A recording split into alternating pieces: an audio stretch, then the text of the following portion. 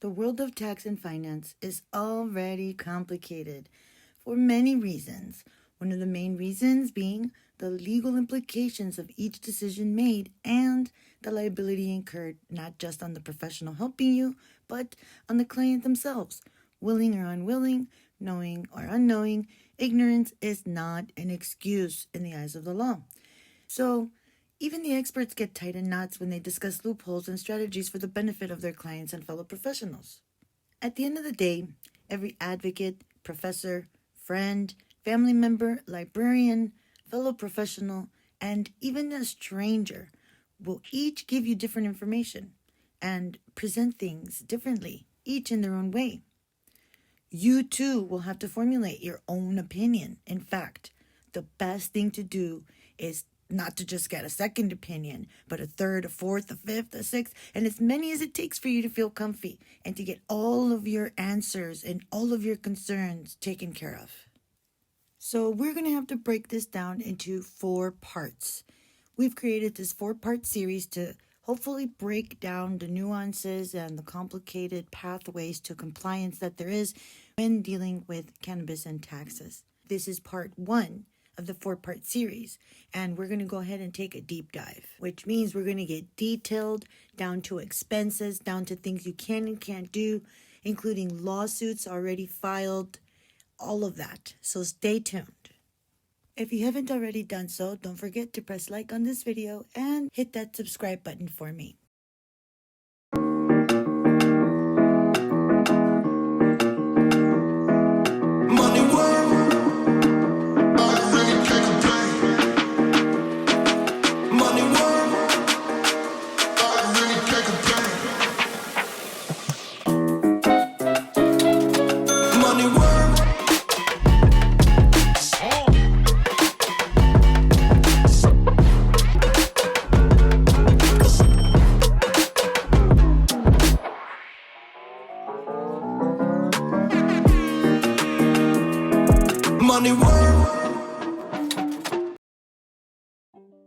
Hi, I'm Dr. Chris, and I'm here to be an advocate and a voice of reason. My specialty is tax code research, investigation, and compliance. A long time ago, I started a practice that would go on to sell to a large national franchise you all know today, but I'm not at liberty to discuss due to a non-disclosure agreement. Among the many qualifications I hold, including professional degrees and hands-on experience, I've worked as an enrolled agent for the Internal Revenue Service, or IRS. I've developed and hold a copyright for the SOP to a private method of learning for regular people to become knowledgeable tax professionals and enter the workforce. Let me be the first one to tell you, and take my word for it when I say, ignorance is not an excuse in the eyes of the law. During an audit that I initiated on my own, I personally ended up getting thrown under the bus myself when I did not maintain awareness of everyone involved in my organization. My name was on that license. I paid dearly for that mistake, and I will never repeat that again. So remember to just be really smart. Remember that your situation is always unique, and therefore you should always seek local advice from professionals. In fact, I recommend that you seek a lawyer, a CPA, a bookkeeper, an advocate, or a tax professional, or all of the above. You can watch our other video on Wiki terms for a breakdown on what each role and function is for the terms we mention. Things get pretty complicated pretty fast, which is why I made this video, so don't feel any kind of way if you have to pause, rewind, open a new window, and watch the Wiki terms over and over again. Then come back to this video and continue your learning. You may even have to watch it a few times to get all the details included here. Or you just grow to understand more and more with the information as you learn more and more, and therefore you unlock further meanings in your mind's eye. Remember that at the end of the day, all the liability lies on you, the creator, the founder, the chairman, the owner, the boss. Even if you do not own the majority stock or share in a company, if you sign the tax return, you are responsible for those contents in full, whether you understand it or not. So be sure to always read the fine print. And if it's written in a different language you cannot understand, like legal speak, then get on Google and look it up. Do not only depend on others to explain to you. Ask questions, breakdowns, and details. However, always vet the information yourself if you plan on staying out of jail. Visualize the changes always that you need to make in your life to succeed financially. It really works. And now for the legal speak. All information, content, materials, and opinions on this website, podcast, and/or film are meant for informational purposes only and are not intended to serve as a substitution for legal, medical, and/or business practice, advice, consultation, diagnosis, and/or treatment resolution. And if you're enjoying this video so far, don't forget to like and hit that subscribe button. Once you hit that bell, you'll be notified every time new content comes out. With that said, let's take a deep dive right into the realm of cannabis and taxes. Let's get into it. There's really only one way to go. You need to crawl back on your feet and keep on fighting. Pay attention to history and be smart. Nikola Tesla was paid in shares worth $14 million at the time by Westinghouse for sale of his AC current patent, which was the rival of Edison DC's patent at the time. Would Tesla have forced Westinghouse Sr. to pay up in full? He would have become the richest man in the US at that time, and Westinghouse would have likely have gone broke. Tesla, being the genius that he was, only cared about his inventions, and he considered Westinghouse Sr. a very good friend. So he cashed out and returned the stock in exchange for cash to continue his experiments and set up a new lab in Colorado, which is all he wanted. Against the best interest and financial advice that anyone gave him, he went ahead and did so anyways. Although Westinghouse Sr. never forgot about his friend and he continued to bail him out throughout the years, Westinghouse Jr., after his father died, did the same thing. Tesla died penniless nonetheless, and GE became the giant that we know today. Lesson learned, folks. Business is business. There's always multiple avenues to get to the same path of compliance. You may not see them all at first glance, but if you take your time, ponder, research, muse, write things down, then make what we call an informed decision.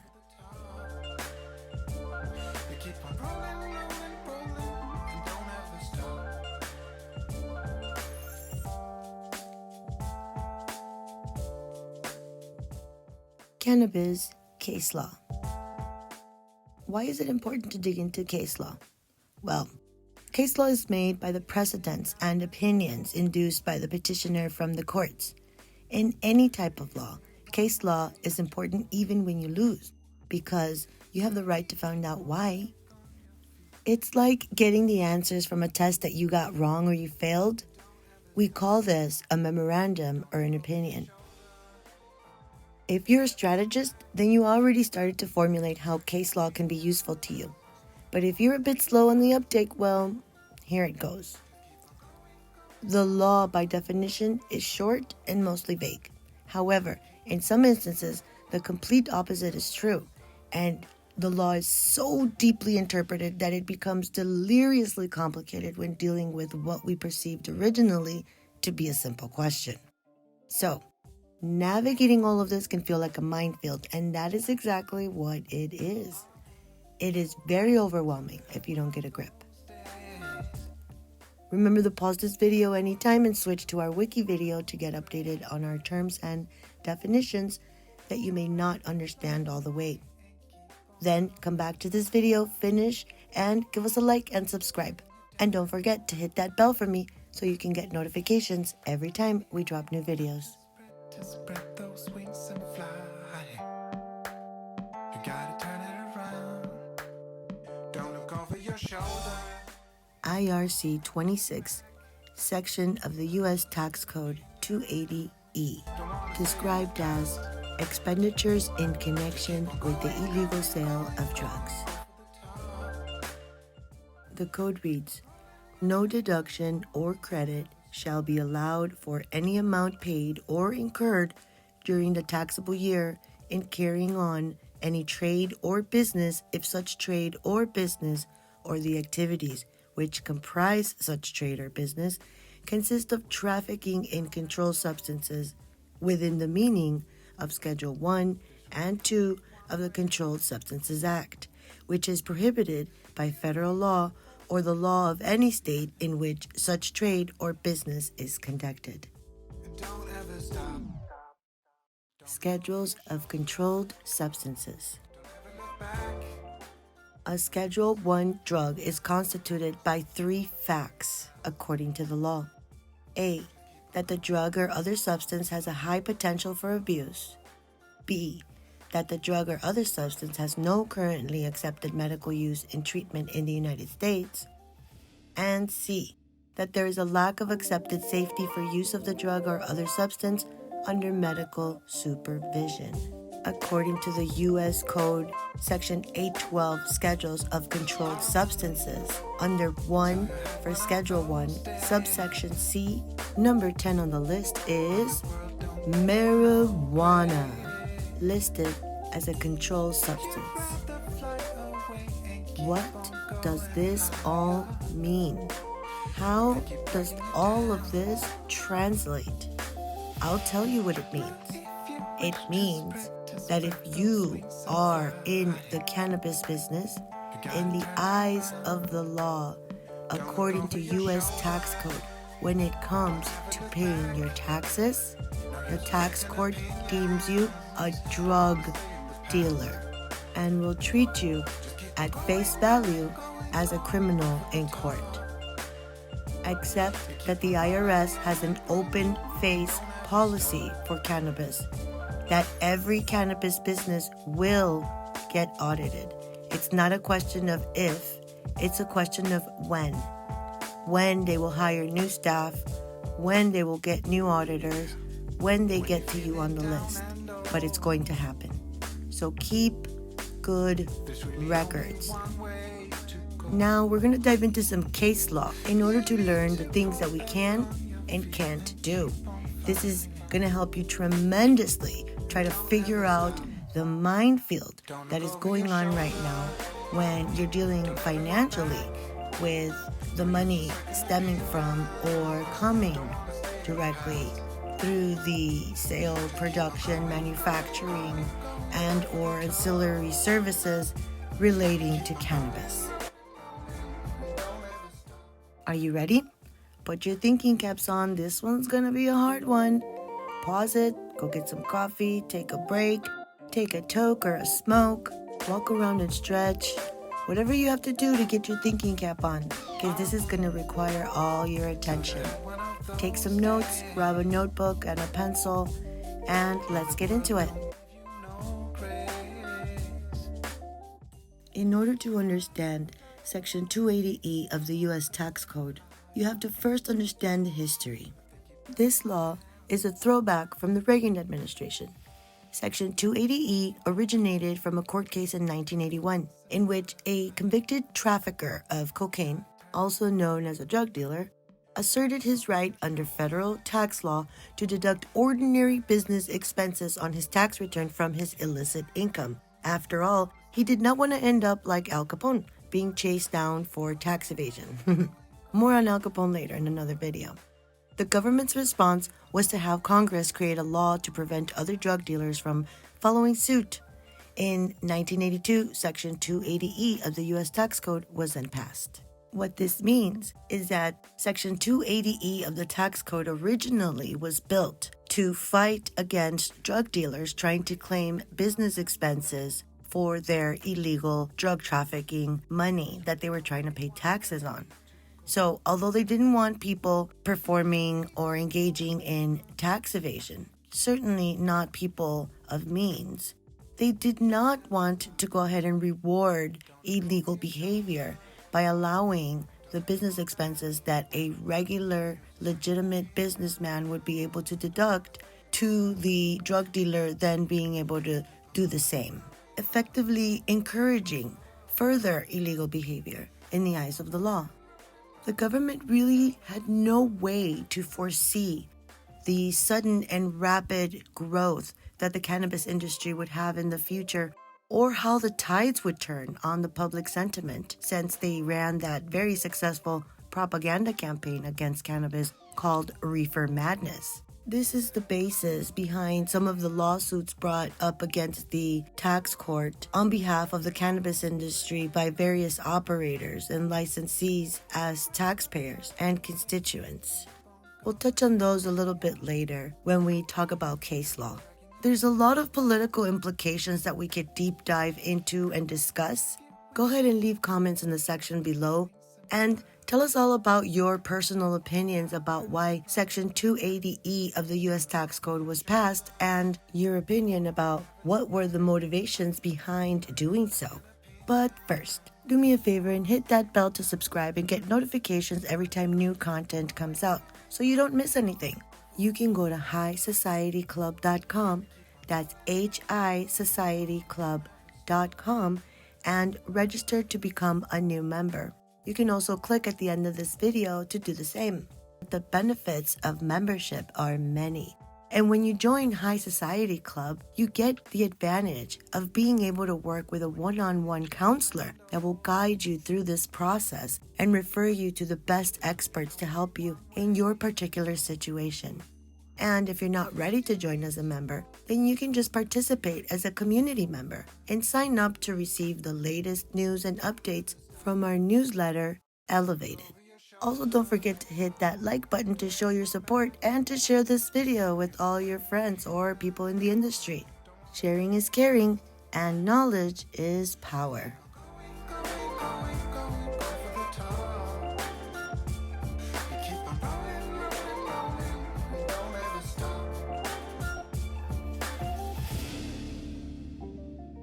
Alright, so the first case we want to review is, of course, Edmondson versus Commissioner in 1982, which is the whole reason that we're here today.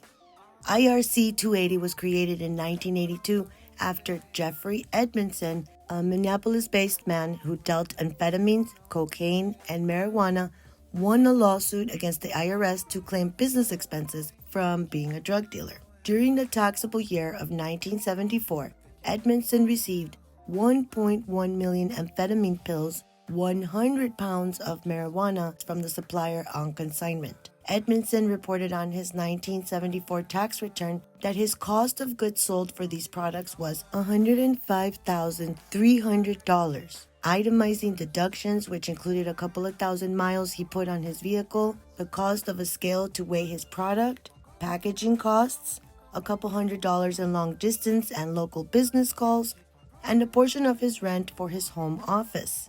The court decided that he was entitled to both ordinary and necessary business expenses in 1981.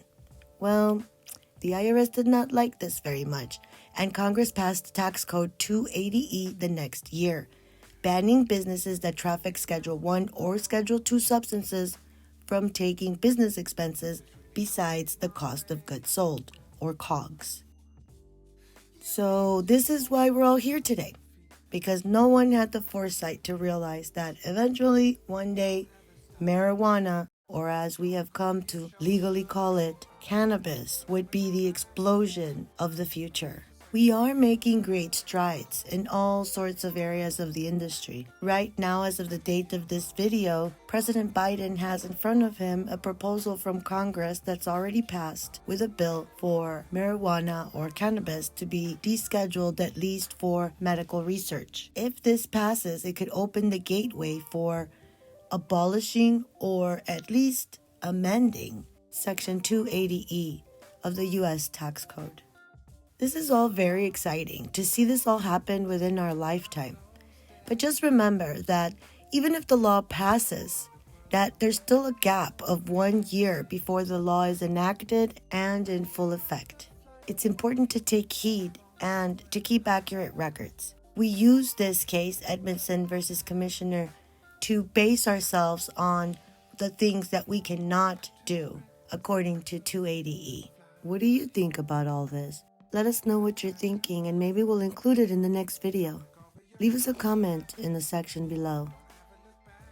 Okay, so we talked about Edmondson and how depressing that was. So now let's switch the vibe up a little bit and talk about something that makes us feel good. Like Champ versus Commissioner. the only cannabis case to really ever win in U.S. tax court. Because it's such a monumental case that set such a precedent in the U.S. tax court, almost everyone always ends up quoting or citing this case. So it's important to really know what this case is about so that you can quote it or cite it properly.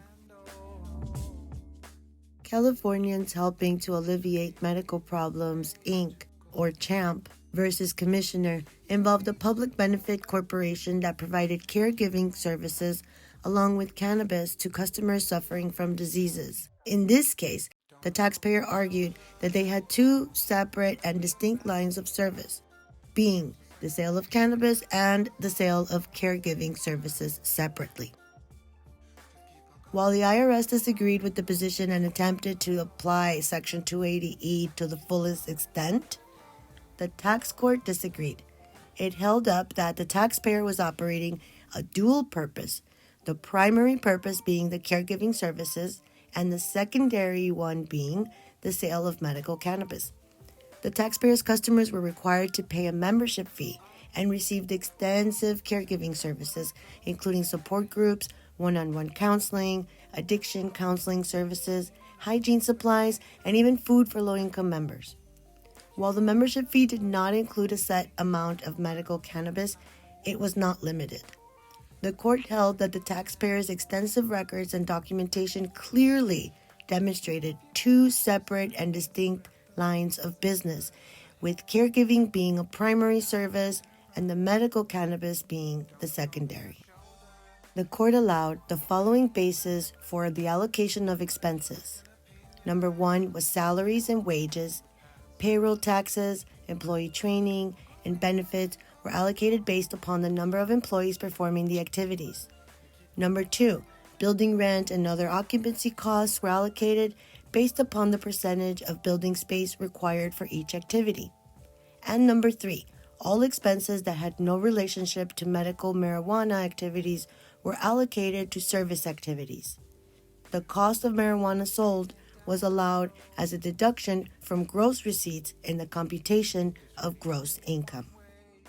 You can find a citation to this case in the description box below. Okay, wow.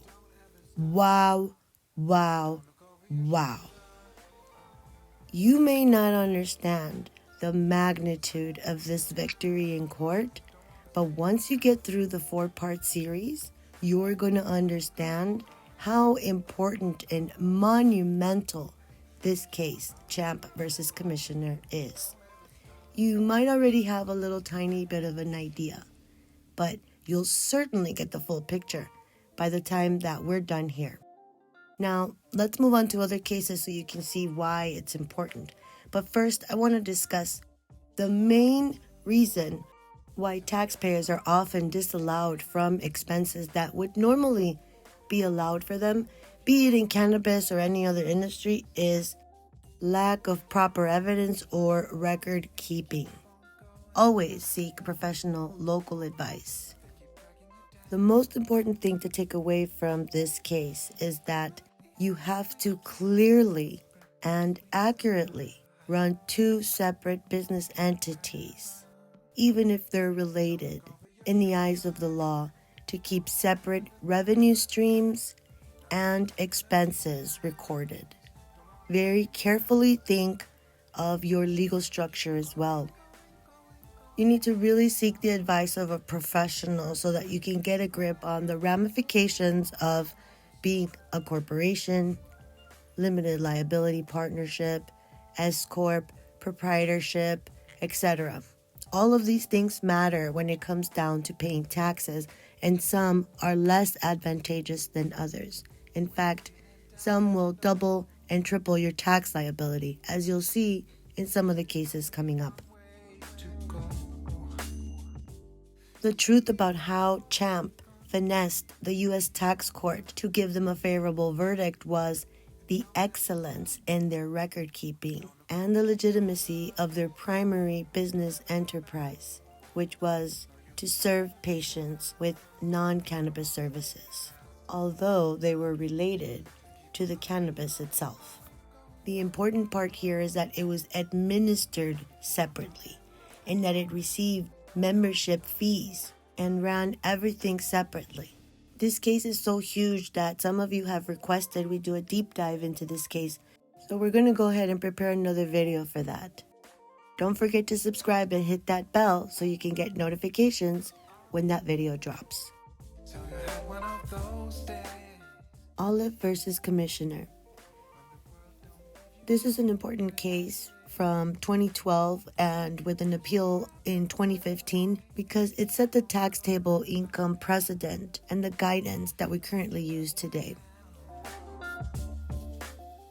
So, Olive versus Commissioner involved a medical cannabis dispensary in San Francisco called Vapor Room that also operated as a consumption lounge.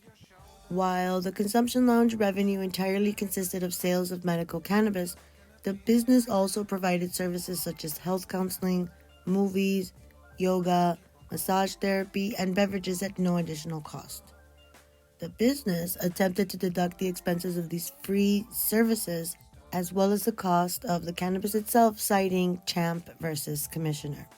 The court did acknowledge that the expenses can be allocated between two separate trades or businesses while still complying with 280E, according to Champ versus Commissioner. However, distinct revenue streams need to be established to show clear separability of the activities, and care must be taken to document and support expense allocations. Well, the IRS denied the deductions for the additional services due to the sole source of revenue coming from cannabis sales. The court decided that the trade or business of the Vapor Room consisted of selling medical marijuana and that its many amenities presumably were offered at no charge because Olive hoped to attract buyers of medical marijuana by creating an alluring atmosphere. So he was giving away freebies. The court held that the expenses related to free services were designated to benefit and promote the sales of cannabis and induce further business from its customers. The court also, not persuaded by Olive's argument that Congress could not have intended for the business expenses of medical marijuana dispensaries to be non-deductible because such dispensaries did not exist when Code 280E was enacted. The IRS argued back that the application of Section 280E of the tax code did not depend on the illegality of marijuana sales under state law, but only whether a controlled substance is prohibited by federal law. Checkmate. 280E stands and the case was lost, but it did provide the basis for the taxable income precedent that we use today and the guidance needed in order to avoid certain landmines like Olive versus Commissioner had to deal with.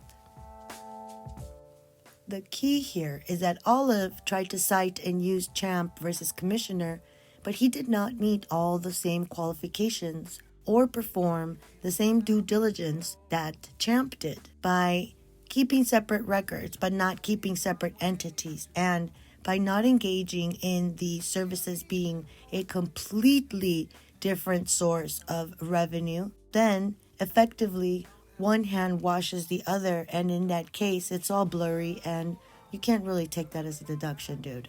At the end of the day, trying to outsmart the law is never going to work. You're always going to be squashed. So that's why it's important to do your homework, do your research, and searching through the case law, make sure that you qualify with all of the requirements and make sure that you are following the guidance of the opinion or the memorandum issued.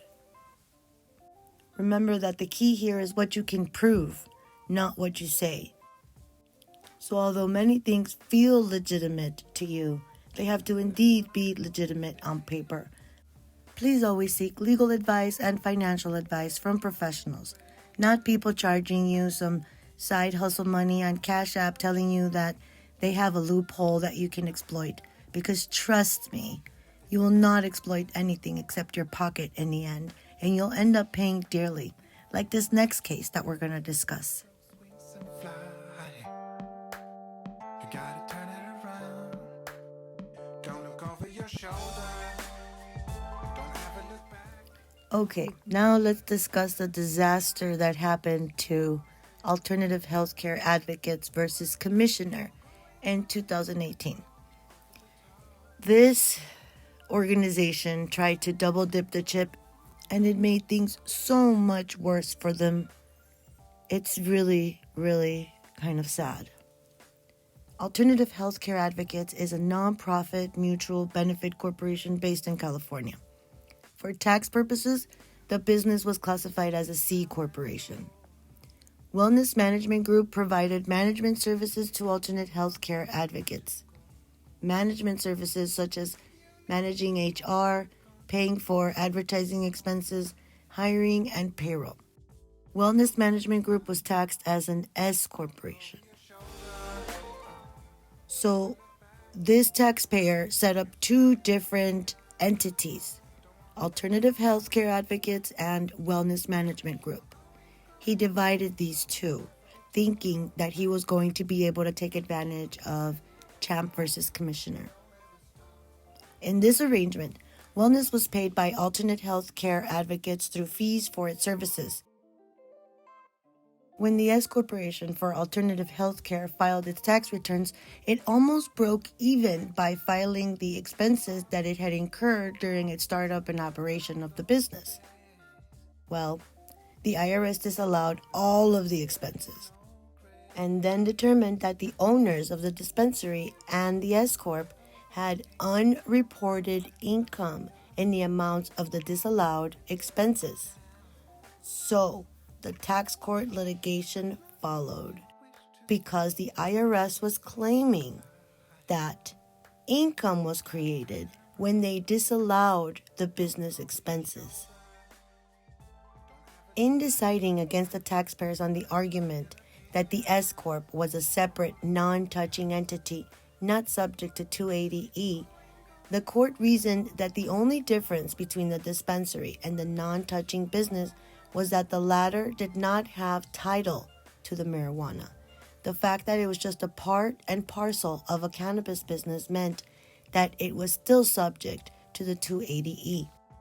So, effectively, the taxpayers had created taxable income by having Alternative pay Wellness for managing the clinic, creating taxable income for Wellness, but no deduction for Alternative. Since Wellness recognized that income but received no deduction for paying expenses, the structure ended up with an even less favorable tax result than normally takes place for a marijuana dispensary, because now it was double taxed on the same income. This one will really make your head spin. I left you a link for reference in the description box below. Don't forget to check it out. Lesson here is they tried to outsmart the government once again, and it did not work. But it did give us guidance on the things that we cannot do.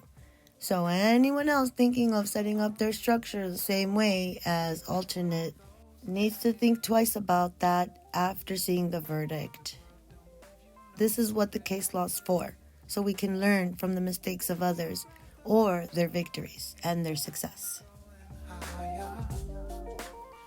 Don't be getting ahead of yourselves. Remember to always seek professional advice from legal and financial experts. Use your common sense. You're not in the cannabis business because you're innocent and naive. You are an impresario that understands the risks but looks forward to the rewards, whatever those might be for you. Move forward with your eyes open. Do your homework.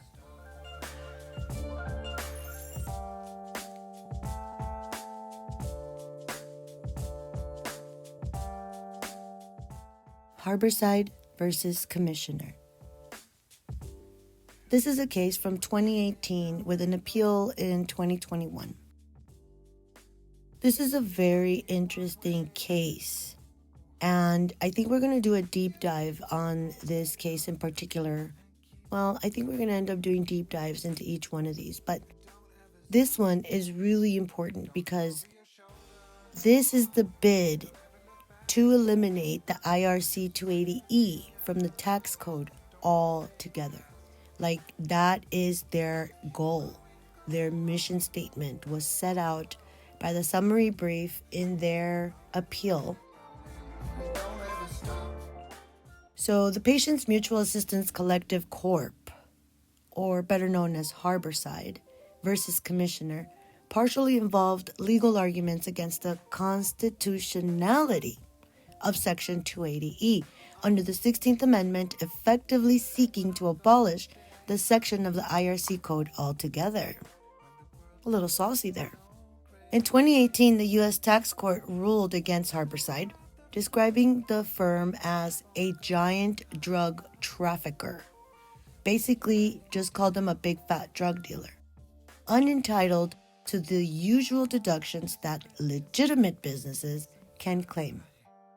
Because cannabis, of course, remains federally illegal and a Schedule I drug. Harborside, native to Oakland, California, and at that time the nation's largest legal dispensary in the U.S., argued that income must be present for the IRS to levy an income tax. However, Section 280E can frequently cause taxpayers to experience real losses along with taxable income. They argued that they were forced to pay taxes while they were losing money. That's pretty monumental. Well, they lost. And in 2021, upon appeal for two separate circuit courts that heard the case and upheld Section 280E, of course, did not violate either the 8th or 16th Amendments to the Constitution, leading to the court declining to even address the constitutionality claim. The case didn't win, of course, but it did set huge amounts of precedent and clear guidance. For one, we did get the court to publish this case not only as a memorandum decision, but rather as an opinion decision. This means that the tax court wanted to make it clear that the decision sets a precedent for the entire cannabis industry. The opinion with guidance that the tax court issued is a tome that is worthy of giving the old-time life encyclopedia sets a run for their money.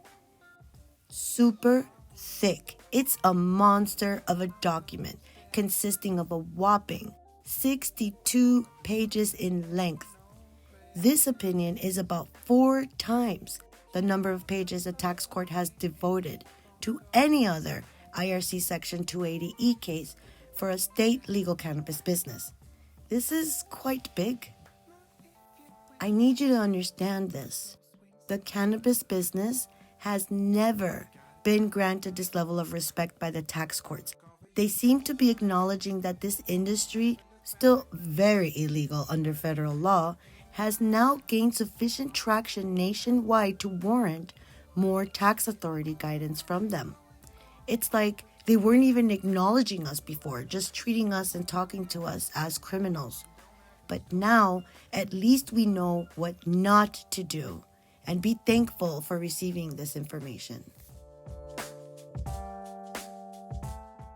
Don't forget to leave your comments in the section below. How has it affected your program or enterprise? We want to know. And talk to us about what your legal experiences with tax law have been in your industry.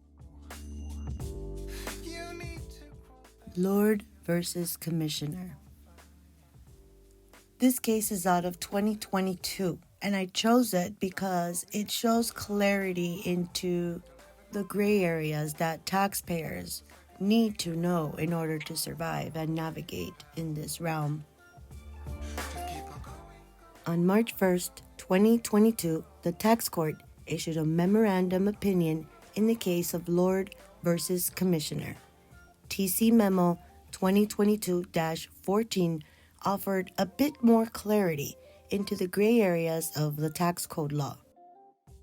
The primary issue presented in Lord was whether the tax depreciation methods for inventory production assets can be used under either Section 263A or Section 471 when Section 280E is applied.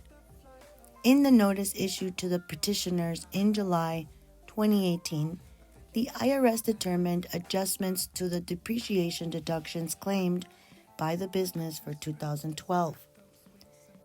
In this situation, the taxpayer also had two separate entities set up, Broadways and Artisans.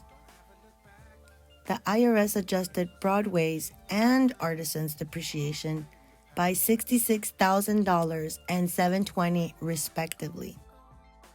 The Lords, operating out of Colorado, a legal state, argued that they are entitled to the bonus depreciation deduction in calculating their indirect costs under 263A, and it would be unconstitutional not to allow them to do so. They further argued that disallowance of this deduction would result in a tax on gross receipts rather than gross income, which is impermissible.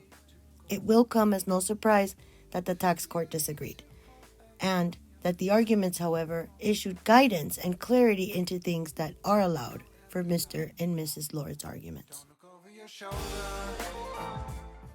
The takeaway here is that the Lords thought they had it together in circumventing and navigating the minefield of 280E. They thought they would get some of these other sections to help them cover some expenses not included in the COGS that would allow them to bring their taxable income down, such as the accelerated depreciation methods that they tried to claim as deductions.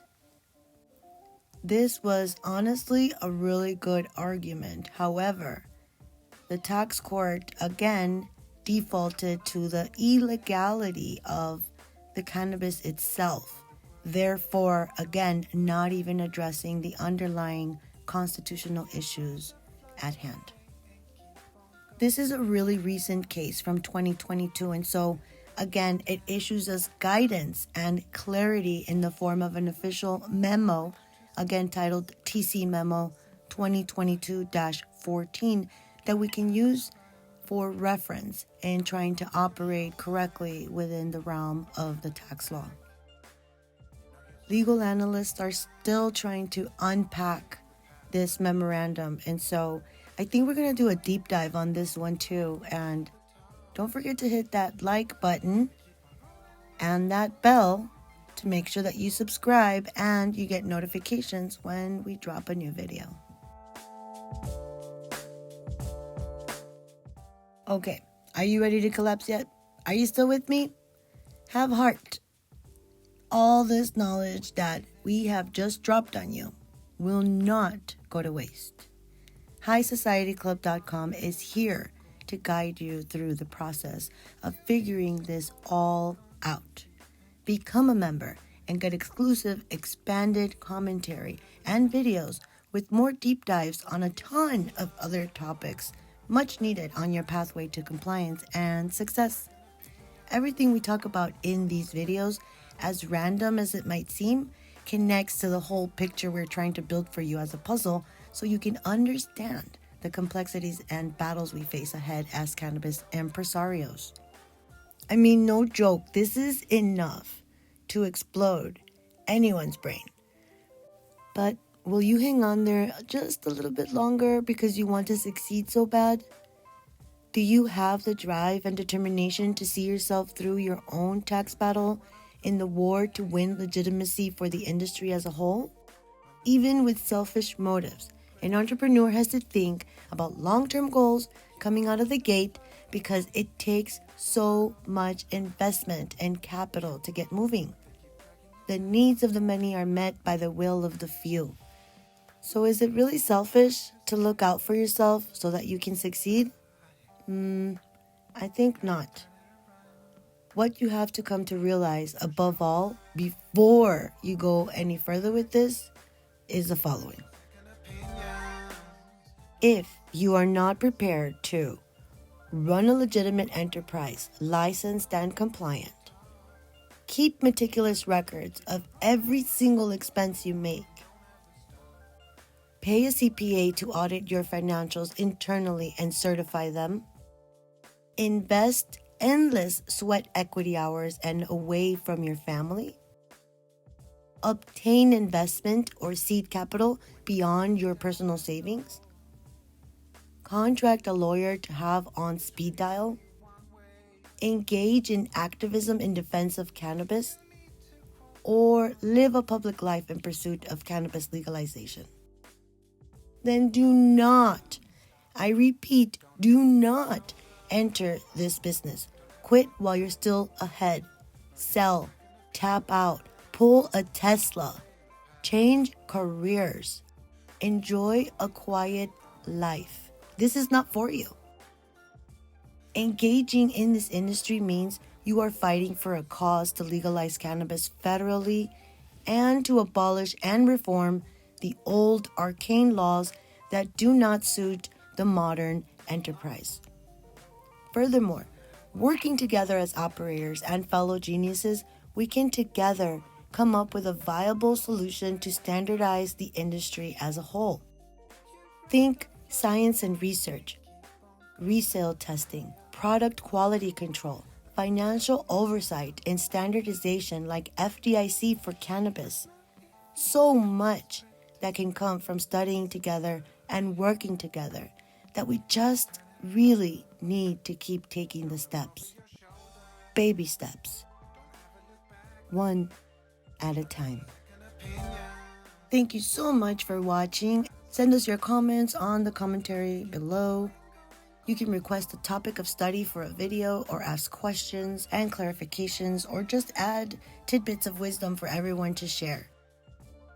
Don't forget to support our mission and donate so that we can keep dropping more content for you more often. Tell us what you want to learn about. We hear you. When you're feeling down and low. Don't forget to check us out at HiSOCIETYCLUB.com, HiSocietyClub.com, and become a member or sign up to our mailing list so that you can stay in the loop about what's happening. If you haven't already done so, don't forget to press like on this video and hit that subscribe button for me. Once you hit that bell, you'll be notified every time new content comes out. Our next episode is Wiki terms. Stay tuned.